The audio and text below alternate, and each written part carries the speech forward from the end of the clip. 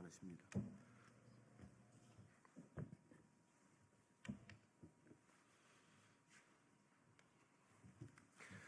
더불어민주당 대변인 한민수입니다. 논평을 발표하겠습니다. 지금 국민권익위원회는 누구의 권익을 위한 위원회입니까? 국민권익위원회가 김건희 여사 명품백 수수 사건을 담당했다. 안타깝게 유명을 달리한 부패방지국장에 대한 자체 조사를 거부한 이유가 이제야 명백해졌습니다. 어제 열린 국회 정무위원회 현안 질의에서 부패방지국장이 사망하기 전날 좌천성 인사가 예고되었고 강한 항의와 고성도 오갔다는 제보가 폭로되었습니다. 수사 외압에 대한 증언과 의혹들이 속속 나오고 있는데 권익위는 계속 부정할 셈입니까? 떳떳하다면 지금 당장 자체 조사를 실시하고 그 결과를 국민 앞에 공개하십시오. 본인의 직무에 최애김을 다하고자 했던 고인은 김건희 여사에 대한 대면 조사 필요성을 계속 제기해 정승윤 부위원장과 갈등을 빚었다고 합니다. 그런 고인을 보복성 인사로 막다른 선택으로 내몰고 뻔뻔하게 이를 숨기려 했습니까?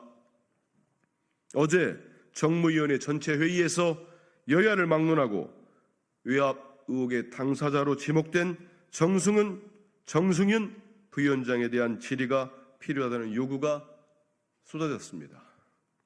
하지만 정 부위원장은 끝끝내 국회 정무위원회 회의장에 모습을 드러내지 않았습니다. 정승훈 부위원장은 떳떳하다면 숨어있지 말고 나오십시오. 유철한 위원장도 직무대리를 지정하며 사실상 정승훈 위원장의 도피를 돕고 있습니다. 한 공직자의 억울한 죽음 앞에서 일말의 양심도 없이 진실을 숨기려는 국민권익위원회의 행태에 분노합니다. 지금 권익위의 모습이 부패를 방지하고 우리 국민의 권익을 수호하기 위한 기관인지 묻지 않을 수 없습니다. 더불어민주당은 평생을 부패 방지에 헌신했던 한 공직자의 명예를 지키기 위해서라도 그 죽음 뒤에 숨겨진 실체와 진실을 규명하고 그에 대한 책임을 끝까지 물을 것입니다. 윤석열 정부는 야당에 의심하지 말라고 강변하기 전에 스스로 의심받을 짓을 하지 마십시오. 어제 대통령실이 야당이 왜 있지도 않은 독도 지우개를 의심하는지 묻고 싶다고 성토했습니다. 친일 프레임 공세를 이어가기 위해 독도를 끌어들이고 있다고도 했습니다. 대통령실은 선택적 기억 상실증을 앓기라도 합니까? 아니면 억지 변명으로 무마할 수 있을 거라고 여깁니까?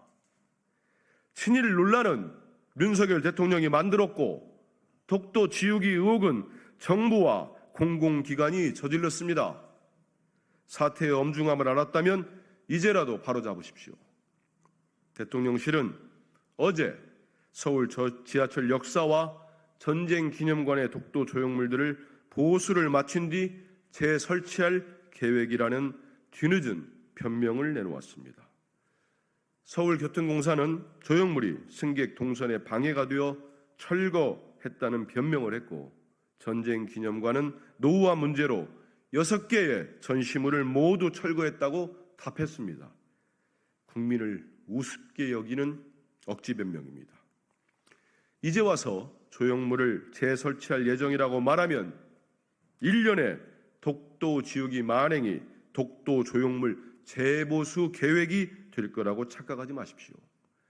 이토록 변명마저 성의가 없는 정부는 처음 봅니다.